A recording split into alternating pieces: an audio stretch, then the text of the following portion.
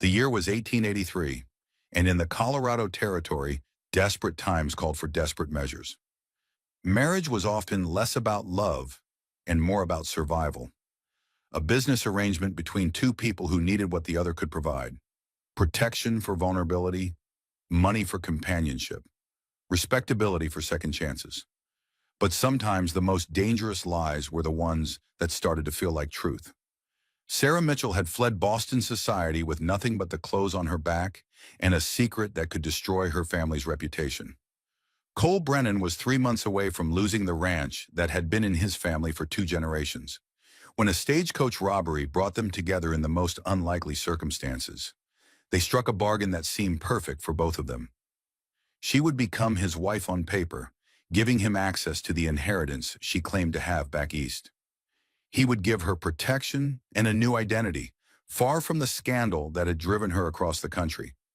Simple, clean, mutually beneficial.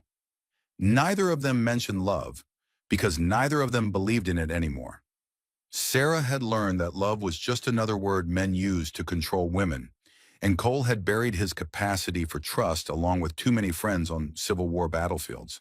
Their arrangement was purely practical, a business deal sealed with vows that meant nothing to either of them. But the human heart has a way of ignoring contracts written by the mind. You're about to witness how two people who married for all the wrong reasons discovered something neither of them had been looking for. How Sarah Mitchell, who'd sworn never to trust another man, found herself falling for the one person who'd promised to protect her without trying to possess her. How Cole Brennan, who'd built walls around his heart thick enough to stop artillery, let those defenses crumble for a woman who was supposed to be temporary. This is the story of a marriage that was fake until it became dangerously real. Of two wounded souls who thought they were using each other, only to discover they were healing each other instead. Of lies that became truth, pretense that became passion, and a business arrangement that transformed into something worth fighting for. Neither Sarah nor Cole knew that their carefully constructed deception was about to be tested by enemies from both their pasts. They didn't know that choosing to trust each other would put both their lives in mortal danger. They only knew that somewhere between the fake smiles and practiced affection, something genuine had taken root. And in the unforgiving wilderness of Colorado Territory, where winter could kill you and neighbors were scarce, genuine love was the rarest treasure of all. The charade was about to begin. The danger was already closing in, and two hearts that had given up on love were about to discover that sometimes the best things in life come disguised as something else entirely. Sometimes the most perfect marriages are the ones that were never supposed to happen at all. The Winchester rifle cracked like thunder across the Colorado Valley, and Sarah Mitchell pressed herself deeper into the overturned stagecoach as bullets splintered the wood above her head. Blood ran down her temple where flying glass had cut her during the crash, and her expensive traveling dress was torn beyond repair. But she was alive when 3 other passengers weren't. The bandits had been thorough and professional, stopping the stage at the narrowest part of Devil's Canyon, where escape was impossible. They'd taken the strong box, the mail pouch, and whatever valuables the passengers carried, leaving bodies and wreckage scattered across the dusty trail. Sarah had survived by playing dead, lying motionless beneath the overturned coach while the outlaws rifled through the carnage. Now, as their hoofbeats faded into the distance, she faced a new problem. She was alone in hostile country, with no horse, no supplies, and no idea which direction led to civilization. The sun was already sliding toward the western peaks, and Sarah knew enough about frontier life to understand that spending a night in the open would likely finish what the bandits had started. She gathered what she could from the wreckage: a canteen half filled with warm water, a wool blanket, and a small Derringer pistol that had belonged to one of the deceased passengers. Sarah had just started walking east, hoping to find the next stage station, when she heard another sound that made her blood freeze. Hoofbeats again, but different this time. Slower, more deliberate, approaching from the opposite direction. She scrambled behind a boulder and cocked the Derringer, knowing it held only 2 shots and would be useless against multiple attackers. But when the rider came into view, Sarah saw only one man on a powerful bay horse, moving with the careful alertness of someone who'd seen the smoke and come to investigate. Cole Brennan had been riding fence when he'd spotted the vultures circling above Devil's Canyon. In this country, vultures meant death, and death usually meant trouble for everyone within 50 miles. He'd approached the crash site with his rifle ready, expecting to find either survivors who needed help or outlaws who needed killing. What he found was carnage that made his jaw tighten with familiar anger. He'd seen too much senseless violence during the war, and the sight of murdered travelers brought back memories he'd spent years trying to bury. But as he surveyed the wreckage, movement caught his eye, a flash of blue fabric behind the rocks. "Easy there," Cole called out, keeping his voice steady and non-threatening. "I'm not here to hurt anyone. Are you wounded?" Sarah stayed hidden, studying this newcomer through a gap in the rocks. He was tall and lean, with sun-weathered skin and dark hair that needed cutting.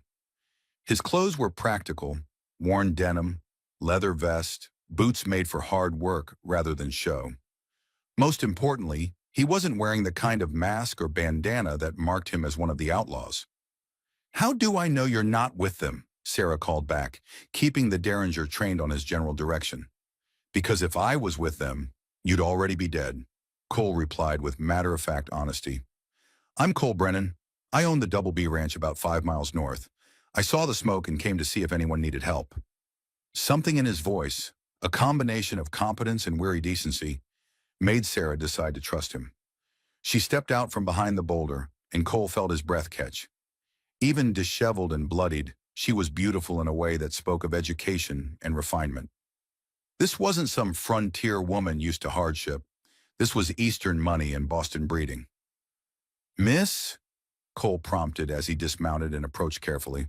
"Sarah," she said, then hesitated. "Sarah Mitchell." Cole noticed the hesitation but didn't comment. Everyone in the territory had secrets, and most of them had good reasons for keeping them. "Well, Miss Mitchell, we need to get you somewhere safe before those vultures decide to take a closer look at what's down here." He offered her his canteen, and Sarah drank gratefully, while Cole examined the crash site with professional thoroughness. "How many were there?" he asked. 4 men. They knew exactly what they were doing, stopped us at the narrowest part of the canyon, took everything of value and rode off like they'd done it 100 times before. Cole nodded grimly. Probably had. This stretch of road's been hit 3 times in the last 2 months. Territorial marshals are spread too thin to patrol properly. He helped Sarah up onto his horse, settling her behind his saddle where she could hold on without impropriety. The ride to his ranch gave Sarah her first close look at Colorado territory. Vast stretches of grassland punctuated by stands of pine and aspen, mountains that rose like cathedral spires against the endless sky, and a sense of space so immense it made her feel both free and terrifyingly small. The Double B Ranch house was modest but well built, with thick log walls and a stone chimney that spoke of a man who planned to stay. Sarah noticed immediately that it was clean and organized, suggesting Cole lived alone, but wasn't a slob about it. "I can offer you a meal and a place to rest tonight," Cole said as he helped her down from the horse. "Tomorrow I'll take you into Copper Ridge, and you can catch the next stage east." Sarah felt panic flutter in her chest. East meant Boston, and Boston meant facing the scandal she'd fled. "Actually," she said carefully, "I was hoping to settle somewhere in Colorado. Start a new life." Cole studied her face, noting the carefully controlled desperation behind her composed exterior. What kind of new life? Sarah had been improvising her story during the ride, building it around half-truths that would be easier to maintain. "I inherited some money from my aunt back in Boston. Nothing enormous, but enough to invest in land or business out here. I thought perhaps cattle ranching." She let the sentence trail off, watching Cole's expression change from polite interest to sharp attention. Sarah had chosen her lie carefully. Every rancher in Colorado was struggling with falling cattle prices and mounting debts. "How much money are we talking about?" Cole asked bluntly. $15,000. It's tied up in probate back east, but it should be available within 6 months. Cole felt his heart race. $15,000 would pay off his bank loan, buy new breeding stock, and leave enough left over to expand his operation. It was exactly the miracle he'd been praying for. "Miss Mitchell," he said slowly, "would you be interested in a business proposition?" "What kind of proposition?" Cole was quiet for a moment, weighing the risks against the potential rewards. "Marriage. A business arrangement. Nothing more. You need protection and a place to establish yourself in the territory. I need capital to keep my ranch from being foreclosed on by the bank."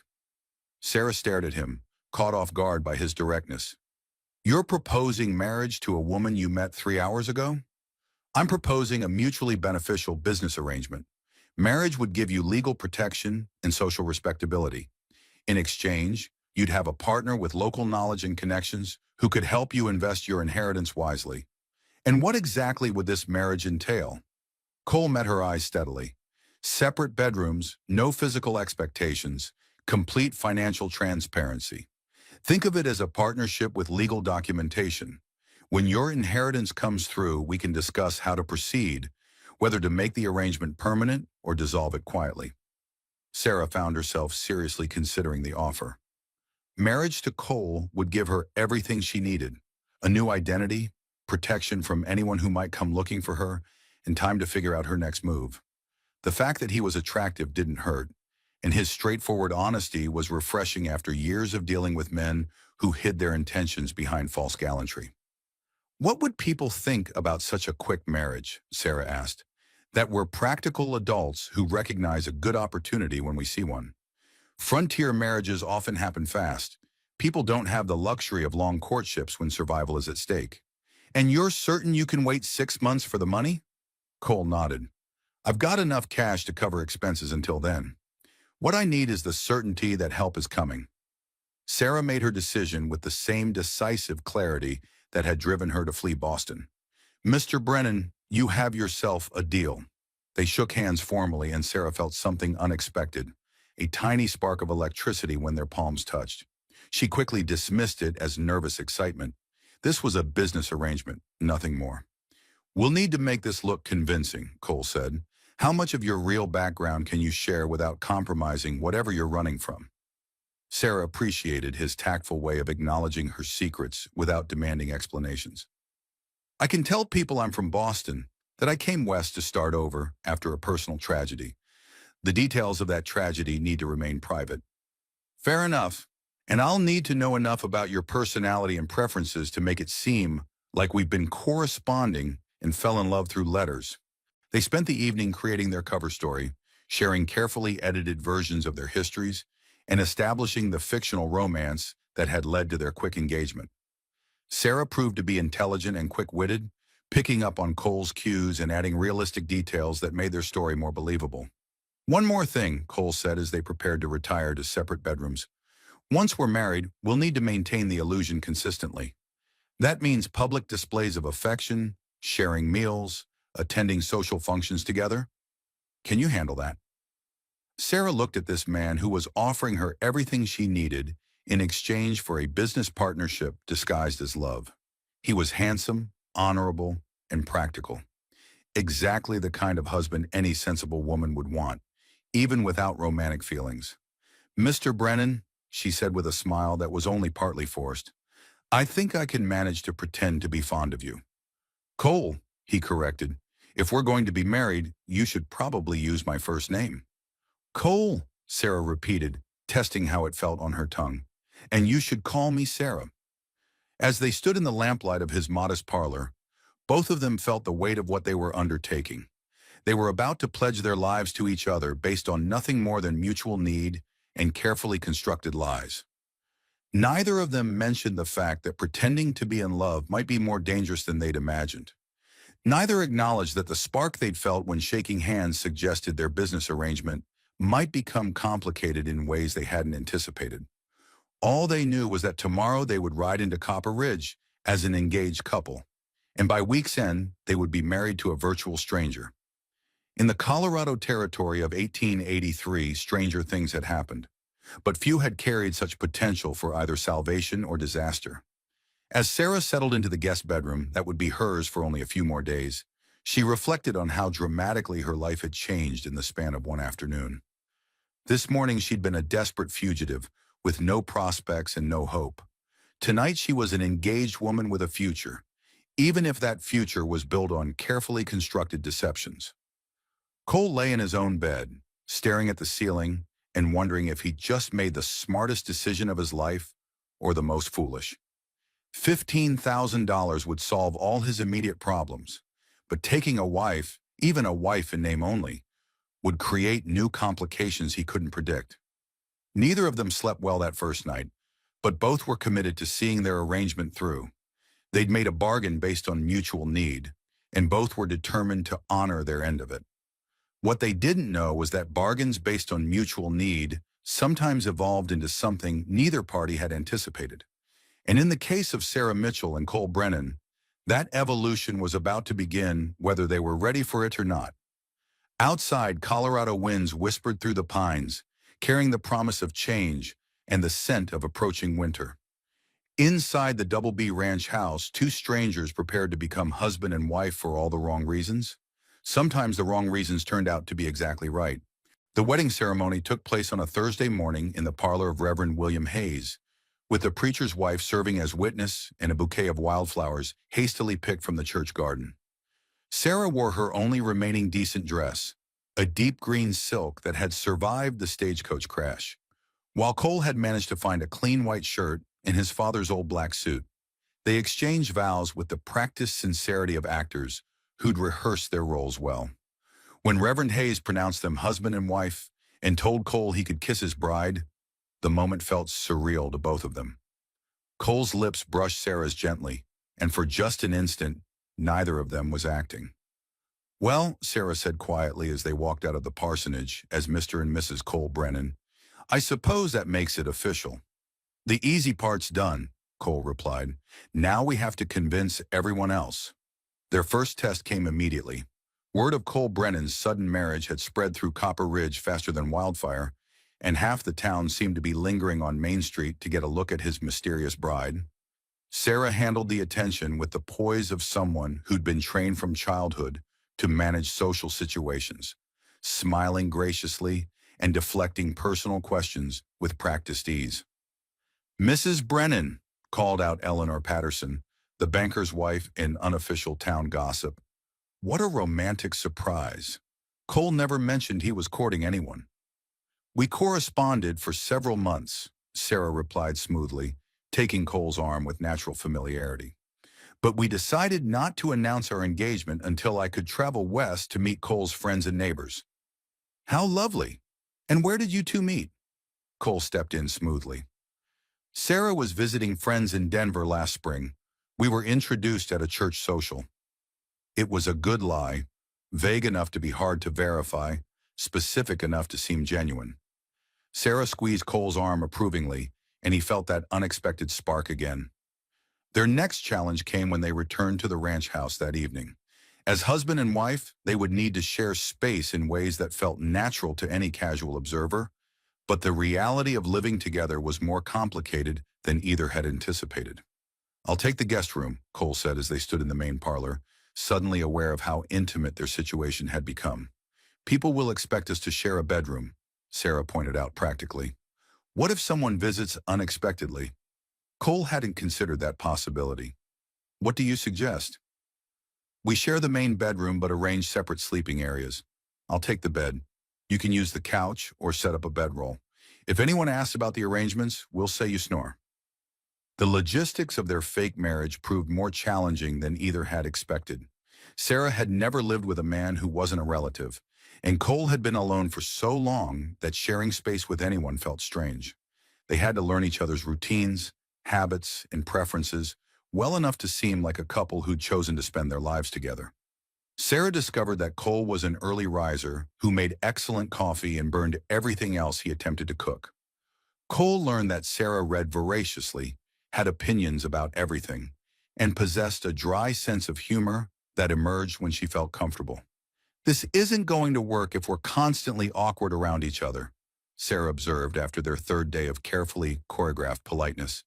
"We need to actually get to know each other." They began spending their evenings talking, sharing stories that were true but carefully edited, discussing books, debating politics, revealing personality quirks and preferences. Sarah told Cole about growing up in Boston society, the pressures and expectations that had shaped her, her love of music and literature. Cole shared stories about building the ranch, his experiences in the war, his dreams for expanding his cattle operation. Gradually, they developed an easy rapport that made their public displays of affection feel less forced. When Cole helped Sarah down from the wagon during their weekly trips to town, his hands lingered naturally. When Sarah adjusted Cole's collar before church services, the gesture felt genuinely wifely. "You're getting good at this," Cole murmured as they walked arm in arm through Copper Ridge's business district. "So are you. I almost believe you're fond of me." "Maybe I am," Cole replied, and meant it more than he'd expected. The comment hung between them as they continued their errands, both of them aware that their arrangement was evolving in ways they hadn't anticipated. Sarah found herself looking forward to their evening conversations, and Cole caught himself watching Sarah with appreciation that had nothing to do with business necessity. Their first real test as a married couple came when Cole's neighbor, Jake Morrison, invited them to dinner.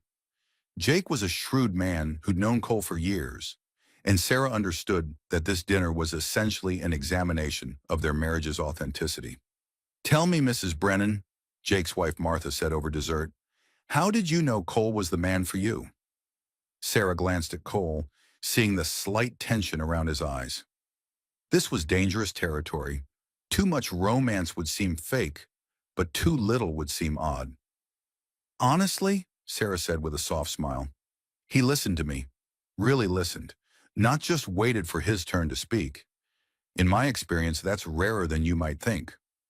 Cole felt something warm settle in his chest at Sarah's answer. It was true.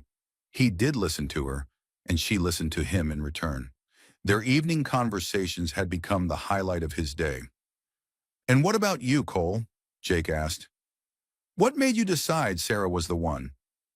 Cole looked at his wife, noting the way the lamplight caught the gold threads in her brown hair, the intelligence in her green eyes, the strength in the set of her shoulders. "She's brave," he said simply, "brave enough to leave everything familiar and start over in a place where she didn't know anyone."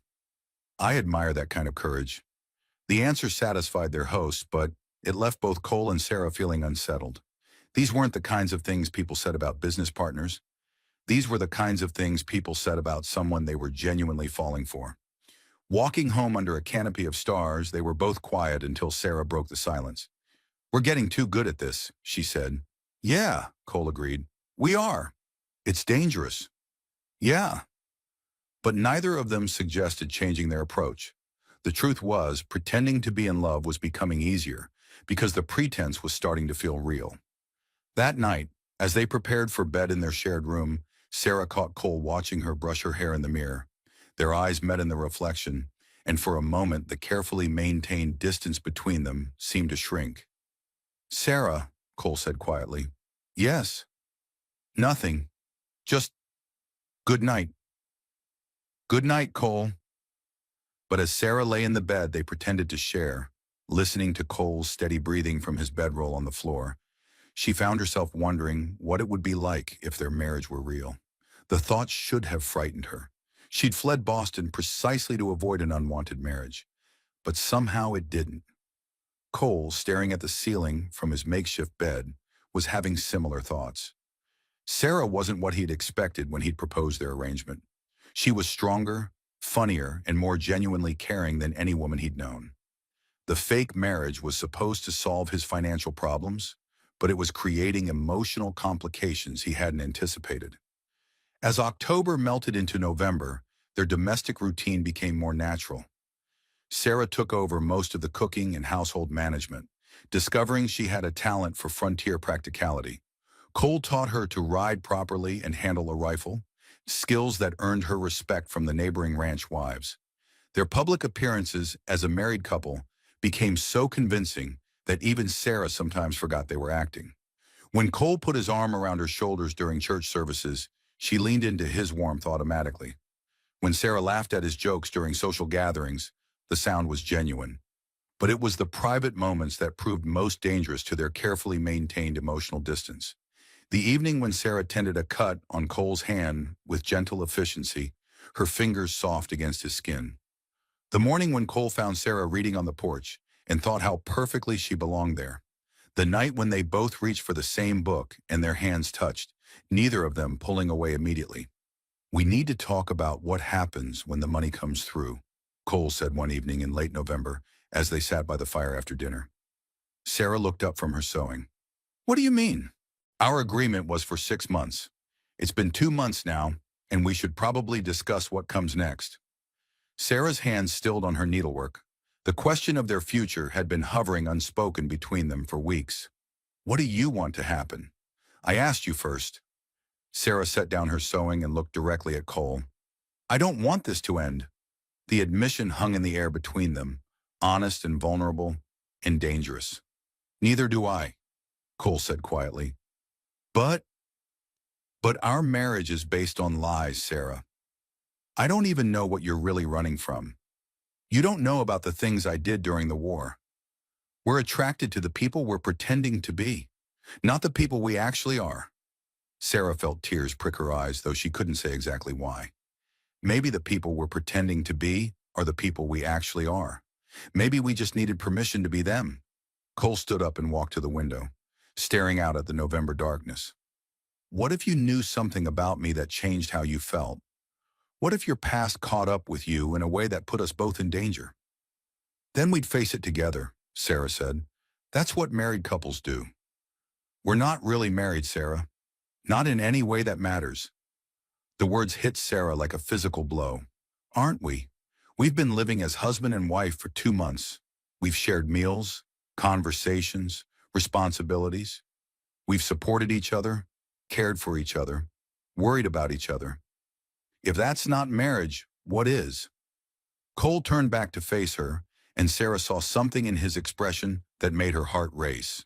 Desire mixed with fear, hope warring with caution. Sarah, he said, taking a step toward her. Yes, I think I'm falling in love with you. The real you, not the character you're playing. Sarah stood up, closing the distance between them. I think I'm falling in love with you too, and it terrifies me. Why? Because I swore I'd never let another man have power over me. Because loving someone means giving them the ability to destroy you. Because Cole silenced her with a kiss that was nothing like the chaste peck they'd shared at their wedding ceremony. This kiss was hungry, desperate, filled with 2 months of carefully suppressed longing. Sarah melted into his arms, and for a moment, all their careful rules and boundaries dissolved. When they finally broke apart, both were breathing hard. This complicates everything, Sarah whispered. Everything was already complicated, Cole replied, his forehead resting against hers. What do we do now? I don't know, but I know I don't want to keep pretending this marriage isn't real when it's the most real thing in my life. Sarah looked into Cole's eyes and saw everything she'd been afraid to hope for. Acceptance, desire, and something that might actually be love. For the first time since fleeing Boston, she allowed herself to believe that maybe, just maybe, her future didn't have to be defined by her past. Cole, she said softly. Yeah. Our bedroom has 2 sleeping areas. It does. I think tonight it only needs 1. Cole searched her face, making sure he understood what she was offering. Are you certain? I'm certain that whatever happens tomorrow, I don't want to spend tonight pretending you're not the man I want to be with. As Cole took Sarah's hand and led her toward the bedroom they'd been sharing but not really sharing, both of them understood that their fake marriage was about to become real in the most fundamental way possible. The business arrangement had evolved into something neither of them had planned for. The question now was whether love built on deception could survive the revelation of truth. But that was a problem for tomorrow. Tonight, Mr. and Mrs. Cole Brennan were finally going to be husband and wife in every sense of the words. The pretense was over. The real marriage was about to begin. Sarah woke in Cole's arms as pale winter light filtered through the bedroom window, and for a moment she forgot everything except the warmth of his body against hers and the steady rhythm of his breathing. Then reality crashed back. They'd crossed a line last night that changed everything about their carefully constructed arrangement. Cole stirred beside her, his arms tightening unconsciously around her waist. When his eyes opened and focused on her face, Sarah saw the same mixture of wonder and uncertainty she was feeling. Morning, Cole said softly, his voice rough with sleep. Morning, Sarah replied, suddenly aware of her hair tangled around her shoulders and the intimacy of their position. They looked at each other for a long moment, both understanding that their relationship had fundamentally shifted. The business partnership disguised as marriage had become something real and complicated and potentially wonderful. "Any regrets?" Cole asked, reaching up to brush a strand of hair from Sarah's face. Sarah considered the question seriously. She'd spent months running from the consequences of one impulsive decision, and here she was making another. But looking into Cole's eyes, she felt something she hadn't experienced in years. Peace. "No regrets," she said. "You?" "None," Cole replied and meant it completely. They might have stayed in bed longer, exploring this new dimension of their relationship, but the sound of hoofbeats in the yard brought them both bolt upright. Cole was out of bed and reaching for his rifle before Sarah had fully processed the sound. "Stay here," Cole ordered, pulling on his pants and shirt with practiced efficiency. Through the window, Sarah could see a lone rider approaching. A woman on a side saddle, riding with the posture of someone accustomed to fine horses and formal instruction. Even from a distance, Sarah could tell this visitor was trouble. Cole emerged from the house as the woman dismounted, and Sarah watched their interaction through the window with growing unease. The visitor was beautiful in a delicate, expensive way that spoke of Eastern finishing schools and unlimited dress allowances. More troubling was the familiarity in her posture as she spoke to Cole. This wasn't a stranger making a social call. Sarah dressed quickly and joined them outside, noting immediately how the woman's eyes narrowed when she appeared. "Sarah," Cole said with careful neutrality, "this is Victoria Caldwell." "Victoria, my wife Sarah." Victoria's smile was sharp as winter steel. "How lovely to finally meet Cole's bride. I'm afraid I was quite shocked to hear about your marriage. Cole never mentioned being engaged when we spoke last month." Sarah felt Cole tense beside her, but she kept her own expression pleasantly neutral. "And how do you and my husband know each other, Miss Caldwell?" "Mrs. Harrison," Victoria corrected. "I'm recently widowed. Cole and I have been close friends for several years." The way she said close friends made it clear she meant something much more intimate. Sarah glanced at Cole, noting the carefully controlled expression on his face. "Victoria," Cole said firmly, "what brings you out here?" "I wanted to congratulate you on your marriage, of course, and to discuss that business proposition we talked about before your sudden change in circumstances." Sarah felt ice form in her stomach. This was exactly the kind of complication she'd feared when she'd allowed herself to fall for Cole. The past had a way of intruding on the present when you least wanted it to. "There's no business to discuss," Cole said. "I'm married now. Things have changed." Victoria's laugh was like silver bells with poison underneath. "Have they? How fascinating that you found a bride so quickly after our last conversation. One might almost think it was convenient." Sarah understood the threat immediately. Victoria knew or suspected something about their arrangement, and she wasn't above using that knowledge to get what she wanted. "I should get back to my household duties," Sarah said with practiced grace. "It was lovely meeting you, Mrs. Harrison. Cole, don't keep our guests too long. Dinner won't cook itself." She retreated to the house but positioned herself where she could observe their continued conversation through the kitchen window. Victoria moved closer to Cole, touching his arm with the familiarity of past intimacy. Cole stepped back, but Sarah could see the tension in his shoulders. The conversation lasted another 10 minutes before Victoria remounted her horse and rode away, but not before giving Sarah a look through the window that promised future trouble. Cole returned to the house with a grim expression, and Sarah met him in the parlor with her arms crossed. "Who is she really?" Sarah asked without preamble. Cole sank into his chair by the fireplace, suddenly looking older than his 30 years. "Victoria Harrison owns the largest ranch in 3 counties. Her husband died 6 months ago, leaving her with more land and cattle than she can manage alone." "And the business proposition?" "Marriage. She proposed a merger of our operations, her land and resources, my management and expertise." Sarah felt something cold and sharp settle in her chest. "When did she make this proposal?" 3 weeks before the stagecoach robbery." The implications hit Sarah like a physical blow. Cole had been considering marriage to Victoria when he'd proposed their arrangement. Their fake marriage hadn't just been about her inheritance. It had been his way of avoiding an entanglement with a woman he clearly didn't want. "Were you lovers?" Sarah asked quietly. Cole met her eyes directly. Yes, but it ended months ago, long before she proposed marriage. Why? Because Victoria sees people as assets to be managed. Everything with her is calculated for maximum advantage. I've seen what happens to men who marry for money and position. They stop being husbands and become employees. Sarah tried to process this information objectively, but jealousy was making rational thought difficult. And you thought marrying me for my inheritance was different? Yes, Cole said without hesitation, because our arrangement was honest about what it was. We both knew the terms going in. Victoria's proposal came wrapped in declarations of love and promises of partnership, but the reality would have been very different. How can you be sure? Because I know Victoria. She's incapable of seeing anyone as an equal partner. Marriage to her would have meant signing over my ranch, my independence, and my future decisions to someone who thinks she knows better than everyone else. Sarah walked to the window, staring out at the mountains that had become familiar over the past 2 months. And what about our marriage? What happens when she tells people it's fake? Cole joined her at the window, standing close enough that she could feel his warmth. She doesn't know it's fake. She suspects it might be convenient, but that's not the same thing. She knew you were considering her proposal.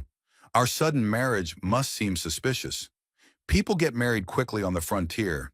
It's not uncommon for a man to propose to a woman he's known for weeks rather than years. Sarah turned to face him. Cole, I need to know something, and I need you to be completely honest with me. All right.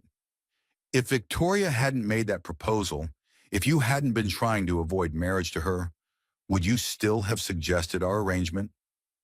Cole was quiet for a long moment, considering the question with the seriousness it deserved. I don't know. Maybe.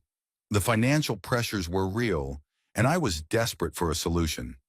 But Victoria's proposal definitely influenced my decision to suggest marriage rather than some other kind of business partnership. The honesty hurt, but Sarah appreciated it. So our marriage was partly about avoiding her. Our marriage was about two people who needed what the other could provide. The reasons we needed those things are complicated, but the basic arrangement was simple. Was, Sarah repeated, past tense. Is, Cole corrected, moving closer. Present tense. Sarah, what happened between us last night? That wasn't about avoiding Victoria or accessing your inheritance. That was about you and me and what we've built together. Sarah wanted to believe him, but Victoria's visit had shaken her confidence in ways she was still processing. What if she makes trouble for us? What if she spreads rumors about our marriage? Then we deal with it together. We prove that our marriage is real by living it, not by defending it. Before Sarah could respond, they heard hoofbeats again, multiple horses this time, approaching fast. Cole grabbed his rifle and moved to the window, cursing under his breath at what he saw. Who is it? Sarah asked. Sheriff Walsh and 2 deputies. This can't be good. They went outside together to meet the law officers, and Sarah immediately noticed the tension in Sheriff Walsh's posture. He was a fair man who'd always been cordial to both of them, but today he looked like someone carrying out an unpleasant duty. Cole, Mrs. Brennan, Walsh said with formal politeness, I'm afraid I have some questions I need to ask.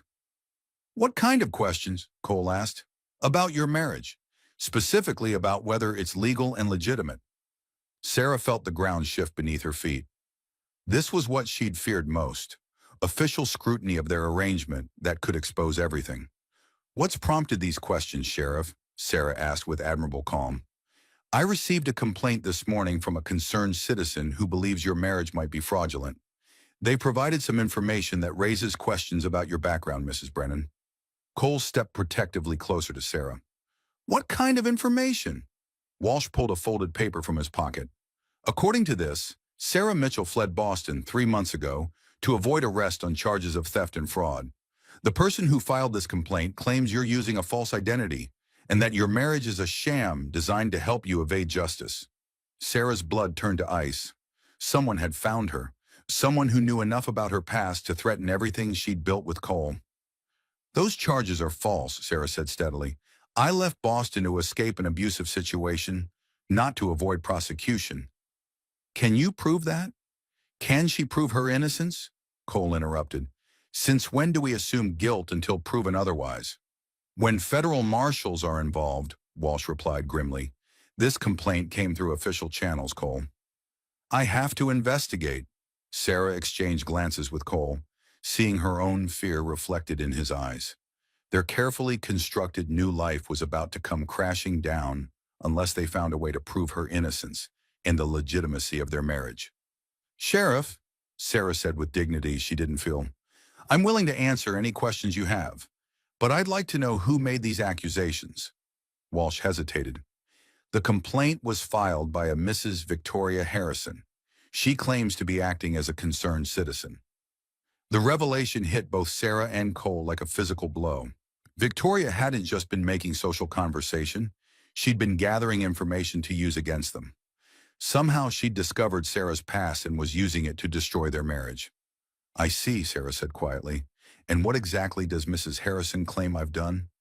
According to her, you embezzled money from a Boston charity organization and fled before charges could be filed. She says your inheritance story is fabricated and your marriage to Cole is designed to give you legal protection while you hide from federal authorities. Sarah felt Cole's eyes on her, waiting for her denial, her explanation, her assurance that Victoria's accusations were completely false. But the truth was more complicated than Cole knew, and Sarah realized she was about to lose everything she'd come to love. Sheriff, she said carefully, I'd like to speak with my husband privately before we continue this conversation. Walsh nodded. You've got 10 minutes.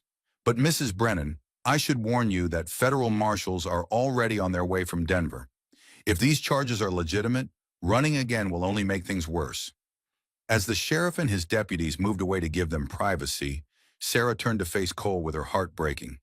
The time for partial truce had passed. Cole, she said quietly, there's something I need to tell you. Just tell me Victoria's lying, Cole said. Tell me you didn't embezzle money, and we'll figure out how to prove it. Sarah looked into the eyes of the man she'd fallen in love with and prepared to destroy any chance of a future with him. I can't tell you that, she said, because it's not entirely a lie. The silence that followed was deafening. Sarah watched as understanding, betrayal, and hurt played across Cole's features in rapid succession. What did you do, Sarah? I took money that belonged to the Boston Ladies Charitable Society, $500 from their emergency fund. Why? Sarah's voice broke as she continued. Because my fiancé, the man my father wanted me to marry, was using the charity as a front for money laundering. He was stealing thousands of dollars meant for orphanages and hospitals, and when I found out and threatened to expose him, he framed me for the theft. So you didn't steal the money? I did steal it, but only after I discovered what he was doing, and only because I was trying to preserve evidence of his crimes. I took the money and the financial records that proved his guilt, intending to turn everything over to the authorities. What happened? He discovered what I'd done before I could expose him. He convinced my father that I was the thief, and my father chose to believe him rather than his own daughter. When they threatened to have me arrested, I ran. Cole was quiet for a long moment, processing this information. Do you still have the evidence? Yes, it's hidden in my personal belongings. Then we can prove your innocence. Can we? My word against his, with $500 missing and me fleeing the scene like a guilty person? Who's going to believe that? Cole took Sarah's hands in his, and she was surprised to see determination rather than condemnation in his eyes. I believe you, he said simply. Even though I lied to you about my past, you didn't lie. You just didn't tell me everything. There's a difference. Sarah felt tears she'd been holding back finally spill over. Cole, I've destroyed everything. Victoria knows the truth. The federal marshals are coming, and our marriage is real, Cole interrupted firmly. Whatever brought us together, whatever secrets we've kept, what we've built together is real. And I'm not going to let Victoria or federal marshals or anyone else destroy it. But if they arrest me, then we'll fight the charges. We'll prove that you were trying to expose corruption, not perpetrate it. We'll show them the evidence you preserved. Sarah looked at this man who'd promised her protection and was now offering to risk everything to keep that promise. Why would you do that for me? Because I love you, Cole said without hesitation. The real you, including your past mistakes and complicated history. Because you're my wife, and protecting you is what husbands do. Before Sarah could respond, Sheriff Walsh approached again. Time's up. Mrs. Brennan, I need to ask you to come with me. Sheriff, Cole said, stepping between Walsh and Sarah, my wife is willing to cooperate fully with your investigation, but she's not going anywhere until we've had a chance to gather evidence that will prove her innocence. Cole, I can't. You can and you will, Cole said with the authority of a man accustomed to being obeyed. Sarah, go get those financial records. Sheriff, you're welcome to examine everything she has, but you're going to do it here, where she has legal counsel and protection. What legal counsel? Walsh asked. Mine, said a new voice, and they all turned to see a well-dressed man riding up to the house. Judge Harrison sent me to ensure Mrs. Brennan receives proper representation. Sarah felt her heart sink. Judge Harrison was Victoria's father-in-law, and his sending a lawyer could only mean more trouble. But the lawyer surprised them all by extending his hand to Sarah with a genuine smile. Mrs. Brennan, I'm attorney James Madison Foster. I've been asked to represent you, not because Judge Harrison believes you're guilty, but because he believes everyone deserves proper legal representation, especially when the accusations come from someone with a personal interest in the outcome. Sarah looked from the lawyer to Cole to Sheriff Walsh, trying to understand what was happening.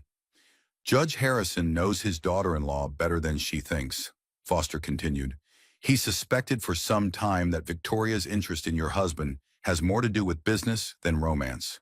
When she filed these charges, he decided to make sure you got a fair hearing. For the first time since Victoria's visit, Sarah felt a spark of hope. Maybe their love story wasn't doomed after all. Maybe with the right help and the evidence she'd preserved, she could clear her name and build a real future with Cole. But first, she had to trust him completely, with her evidence, her secrets, and her heart. Cole, she said, taking his hand, let's go get those records. It's time to tell the whole truth.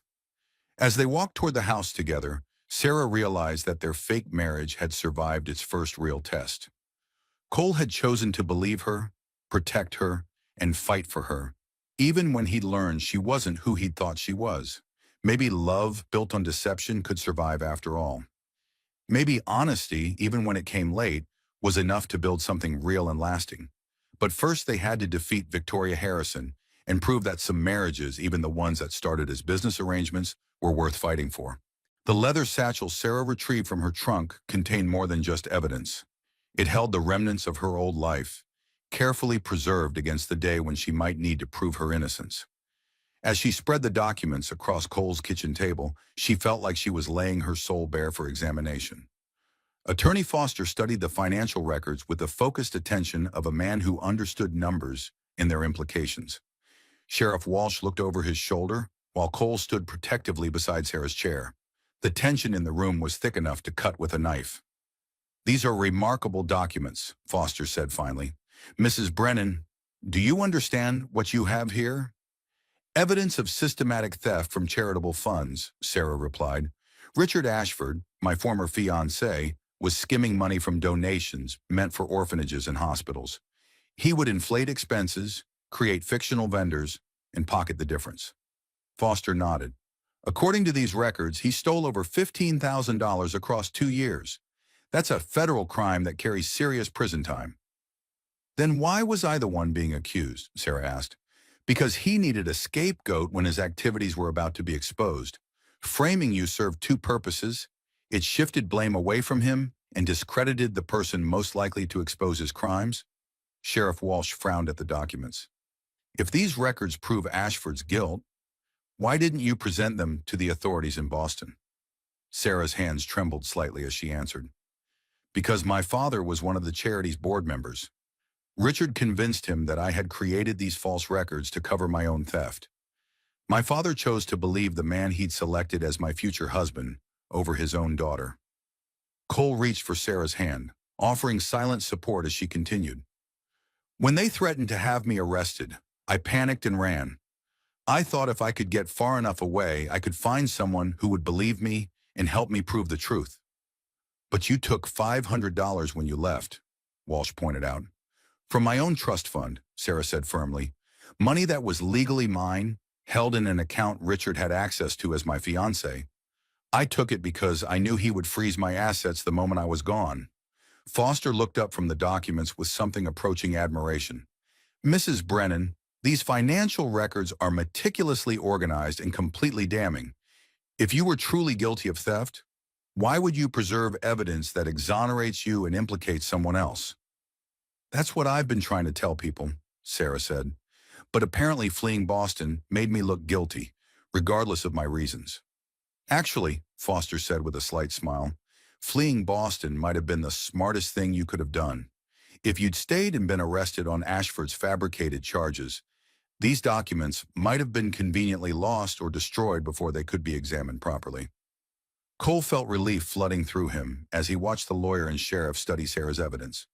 Everything she'd told him was being corroborated by the documentation she'd carefully preserved. There's just one problem, Walsh said slowly. Even if these documents prove Mrs. Brennan's innocence, they don't necessarily prove her marriage to Cole is legitimate. What do you mean? Sarah asked. Victoria Harrison claims your inheritance story is false, that you don't actually have money coming from Boston. If that's true, then your marriage to Cole might still be considered fraudulent. Sarah felt her stomach drop. This was the one area where Victoria's accusations came dangerously close to the truth. Sheriff, Cole said carefully, my wife's financial situation is between her and me. Whether she has an inheritance coming or not doesn't change the fact that we're legally married. It might if the marriage was entered into under false pretenses. Foster looked up from the documents with interest. Is there some question about Mrs. Brennan's financial resources? Sarah and Cole exchanged glances, both understanding that this was the moment when their carefully constructed story might unravel completely. My inheritance situation is complicated, Sarah said carefully. The money is real, but accessing it requires resolving my legal situation in Boston first. It wasn't exactly a lie, Sarah reasoned. If she could clear her name, she could return to Boston and reclaim the trust fund that Richard had undoubtedly convinced her father to freeze. Foster nodded thoughtfully. That makes perfect sense. With criminal charges pending, any financial assets would be held in trust until the legal issues are resolved. Sarah felt Cole squeeze her hand, and she realized he was silently applauding her skillful navigation of dangerous territory. But, Walsh continued, Victoria Harrison seems to think there's something else suspicious about your marriage. She claims it happened too quickly to be genuine. Sheriff, Cole said with growing irritation, Victoria Harrison is a woman scorned. She made a business proposal that I rejected, and now she's trying to cause trouble for my wife and me out of spite. What kind of business proposal? Cole hesitated, then decided honesty was the best policy. Marriage. Victoria wanted to merge our ranch operations through matrimony. I declined because I didn't love her and didn't want a marriage based purely on business convenience. Sarah felt a stab of irony at Cole's words, considering that their own marriage had started as exactly that kind of business arrangement. So you're saying Mrs. Harrison's accusations are motivated by romantic jealousy? I'm saying they're motivated by a woman who isn't accustomed to being told no. Foster cleared his throat. Sheriff, I think we're losing sight of the real issue here. Mrs. Brennan has provided compelling evidence that she's the victim of a criminal conspiracy, not the perpetrator of one. Her marriage to Mr. Brennan is properly documented and legally binding. Unless you have specific evidence of fraud beyond the word of someone with an obvious conflict of interest, I see no grounds for federal intervention. Walsh looked uncomfortable. The federal marshals are still coming. They'll want to interview Mrs. Brennan personally. And she'll be happy to cooperate, Foster said smoothly. But she'll do so as a witness, helping to build a case against Richard Ashford, not as a suspect fleeing prosecution. Sarah felt something close to hope building in her chest. Maybe with the right legal representation and the evidence she'd preserved, she could actually clear her name and build a real future with Cole. There's something else, Sarah said suddenly, something I haven't mentioned that might be relevant. All three men looked at her with interest. Before I left Boston, I sent copies of some of these financial records to a journalist I trusted, a man named Thomas Whitmore, who specialized in exposing corruption. If he received them and investigated, there might be additional evidence of Richard's crimes. Foster's eyes lit up. Mrs. Brennan, You might have just provided the key to not only clearing your name, but ensuring Richard Ashford faces justice for his crimes. But how do we contact this journalist? Walsh asked. I can send a telegram, Sarah said. If Thomas is still investigating, he'll respond quickly. Cole squeezed Sarah's hand again, and she saw pride in his eyes along with relief. My wife is not only innocent, he said. She's been working to expose corruption from the beginning. That doesn't sound like the behavior of a guilty person to me. As Sheriff Walsh and Attorney Foster discussed the next steps in clearing Sarah's name, she and Cole stepped outside for a moment of privacy. You did good in there, Cole said, pulling her into his arms. I was terrified they wouldn't believe me. I believed you. That's what mattered most to me. Sarah looked into Cole's eyes and saw something that made her heart race. Complete acceptance, unwavering support, and love that didn't depend on her being perfect or unburdened by past mistakes. Cole, she said softly, there's still the matter of our marriage. Even if we clear my name, our relationship started as a business arrangement. If you want to... Cole silenced her with a kiss that left no doubt about his feelings. Sarah Brennan, he said when they broke apart, our marriage might have started as a business arrangement, but it's real now. As real as anything I've ever felt.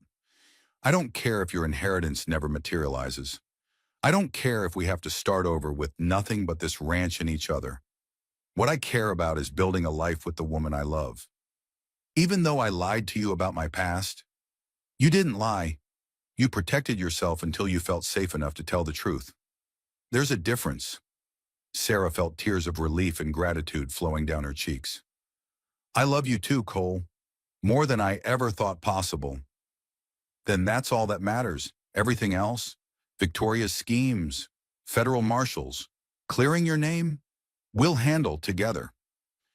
As they stood in each other's arms on the porch of the ranch that had become their home, Sarah realized that their fake marriage had become the most genuine relationship of her life.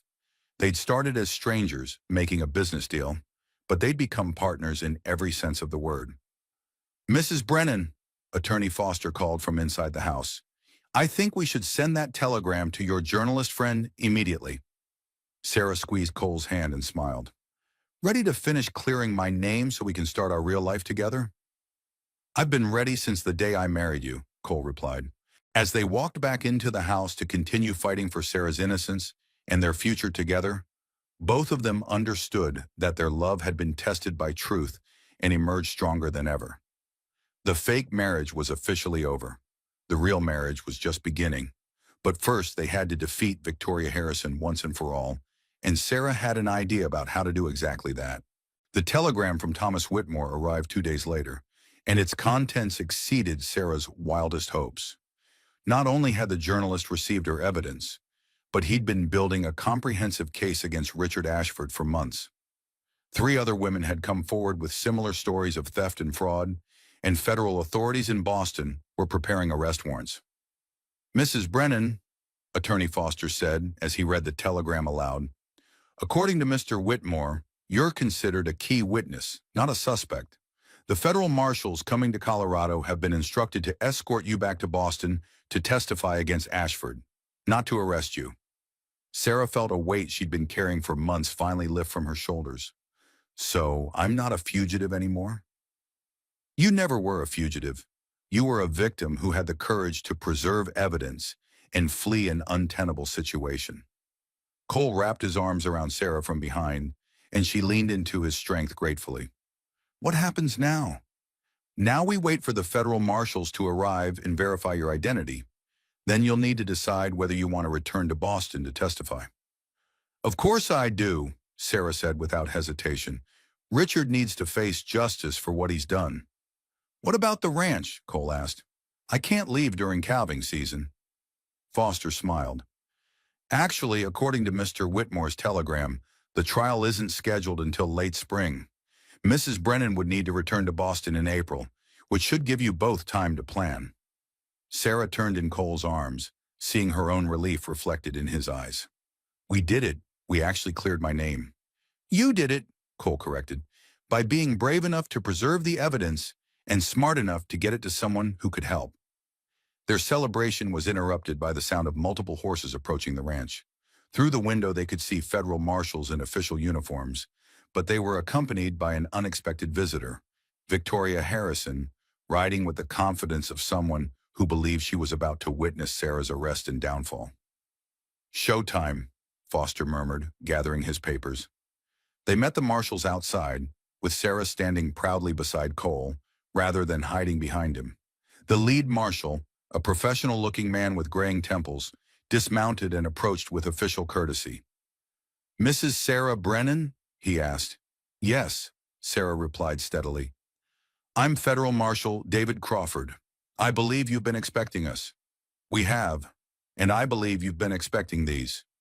Sarah handed him copies of the financial records that documented Richard Ashford's crimes. Marshal Crawford examined the documents briefly, then nodded with satisfaction. "Mrs. Brennan, these records match what we've already received from Mr. Whitmore in Boston. You're to be commended for your courage in preserving evidence and coming forward." Victoria had dismounted and approached close enough to hear the conversation, and Sarah saw her face pale as she realized how wrong she'd been about the situation. "I don't understand," Victoria said. "The charges were fabricated by a man trying to cover his own crimes," Marshal Crawford said bluntly. "Mrs. Brennan is a victim and a witness, not a criminal." Victoria's composure cracked completely. "But the marriage, surely it's still fraudulent. She married Cole under false pretenses."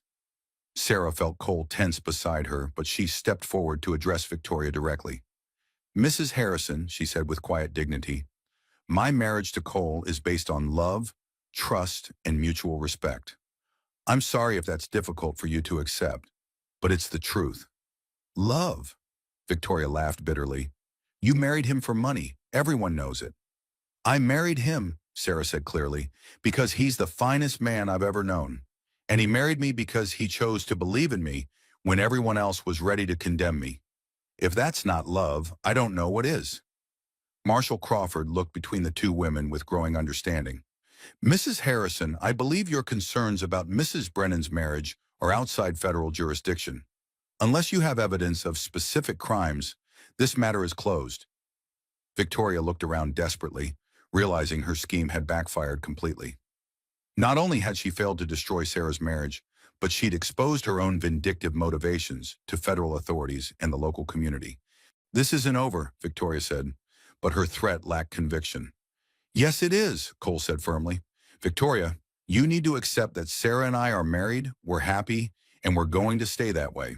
Find someone else to merge your ranch with." As Victoria remounted her horse and rode away in defeat, Sarah felt a sense of completion she hadn't experienced since fleeing Boston. All her secrets were out in the open, her name was cleared, and the man she loved was standing beside her, ready to face whatever came next. "Mrs. Brennan," Marshal Crawford said, "we'll need you to return to Boston in April to testify against Ashford. The government will cover all travel expenses, and you'll be provided protection throughout the legal proceedings." "Will my husband be able to accompany me?" "Certainly, in fact, we'd prefer it. Having family support often makes witnesses more effective." After the marshals left, Sarah and Cole stood on their porch, watching the sun set over the Colorado mountains that had become their home. The crisis was over, their marriage was secure, and their future stretched ahead with unlimited possibilities. "So," Cole said, pulling Sarah close, "what do we do now?" "Now we live," Sarah replied. "Really live, without secrets or pretense or fear.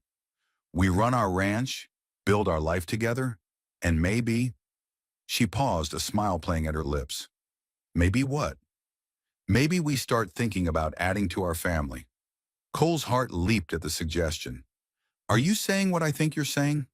"I'm saying that fake marriages that become real should probably produce real children to go with them." Cole swept Sarah into his arms and spun her around, both of them laughing with pure joy. When he set her down, his expression grew serious. "Sarah, I want you to know something. Even if your inheritance never comes through, even if we never have anything more than this ranch and each other, I'll be the happiest man alive." "About that inheritance," Sarah said with a mysterious smile. "What about it?" "Well, it turns out there really is money waiting for me in Boston. My trust fund, which Richard convinced my father to freeze, will be released once Richard is convicted and my name is officially cleared." Cole stared at her in amazement. So the inheritance you told me about was actually real?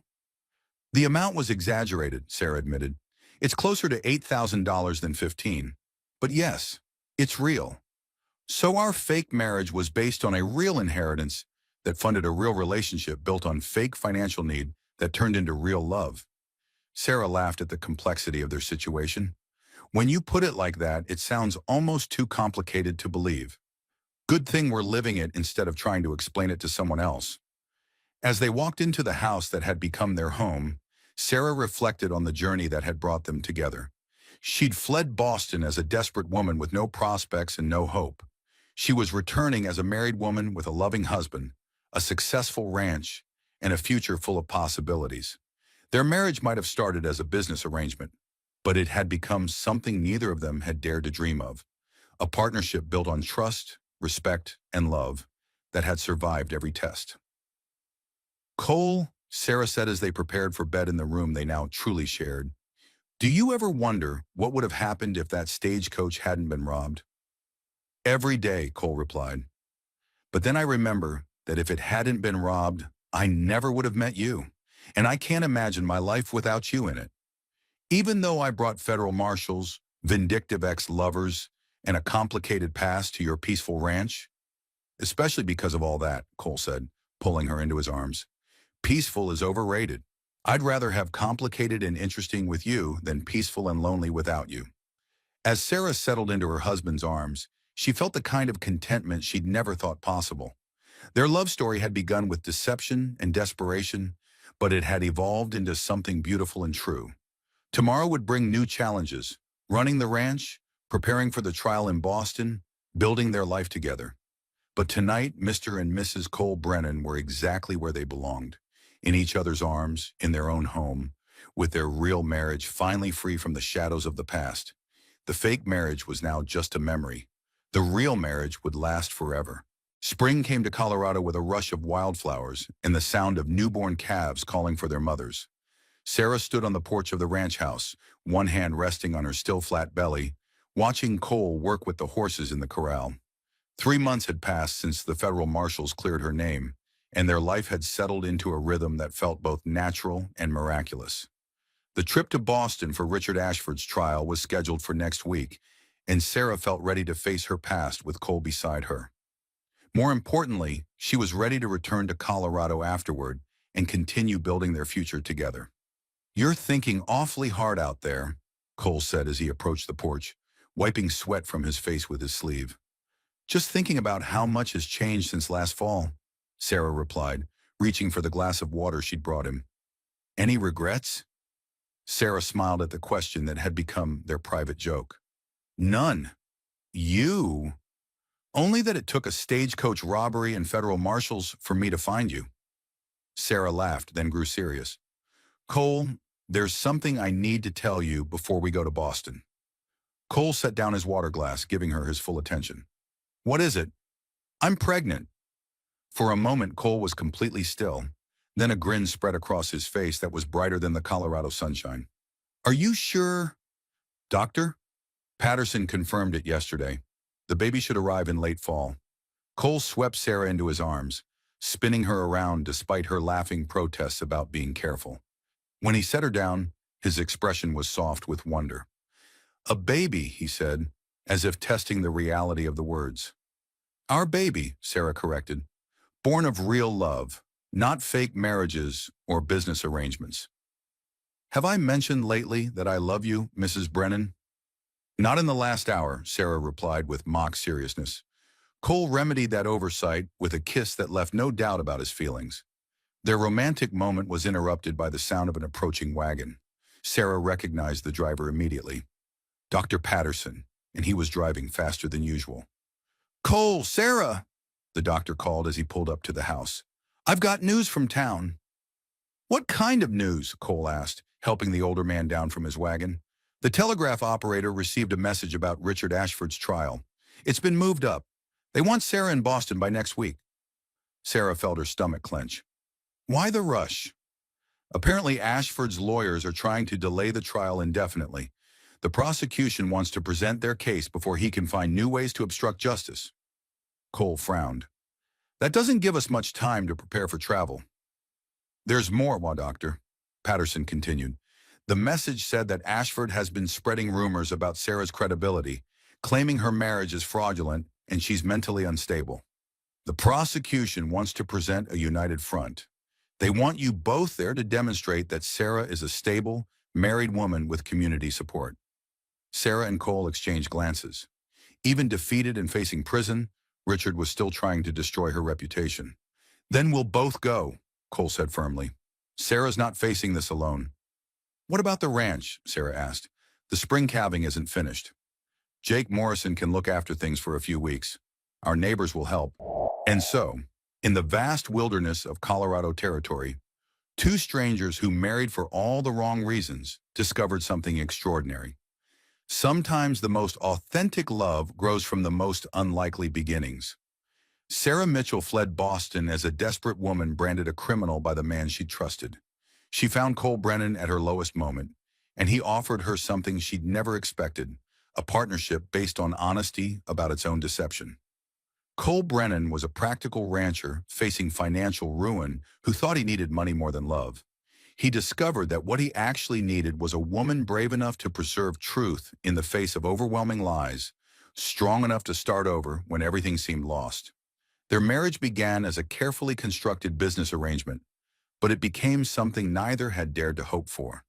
A love story written in daily choices, small kindnesses, and the gradual revelation of who they really were when they felt safe enough to stop pretending.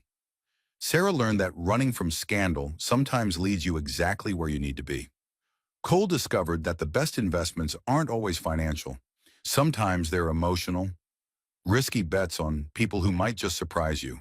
Together, they proved that fake marriages can become real when both people are willing to fight for truth, justice, and each other. Their love wasn't built on passion at first sight or romantic declarations. It was forged in shared meals, evening conversations, and the daily decision to choose trust over fear. Their legacy lives on in every person who believes that second chances are possible, that love can grow from the most practical beginnings, and that sometimes the most beautiful families are created by choice rather than chance. Sarah was just a woman fleeing a scandal who had the courage to preserve evidence of the truth. Cole was just a rancher who chose to believe in someone when everyone else was ready to condemn her. Their marriage was just a business arrangement that transformed into something worth fighting for. What would you have done if you'd been offered a practical marriage to solve your problems?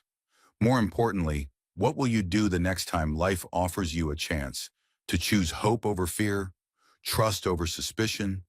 Sometimes the most precious treasures come disguised as temporary solutions. Sometimes the most lasting marriages are the ones that start with complete honesty about their own limitations. And sometimes, if you're brave enough to let pretense become truth, fake arrangements become real love. Share your thoughts in the comments below. Have you ever had to choose between practical necessity and romantic idealism?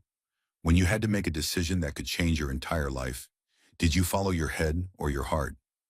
Don't forget to subscribe to Wild West Stories for more incredible tales of love found in the most unexpected places. Hit that notification bell so you never miss a story that might remind you that the best things in life often come disguised as something completely different. Until next time, remember, every sunrise brings new possibilities, but the choices we make in moments of desperation often determine what kind of love we'll discover when the dust settles. The frontier may be gone, but the need for courage, trust, and the willingness to take chances on each other remains as urgent today as it was in 1883. Keep believing in love that grows slowly, marriages that become real through daily choices, and the possibility that sometimes practical decisions lead to the most impractical happiness. Their marriage was fake until it became the most real thing either of them had ever experienced.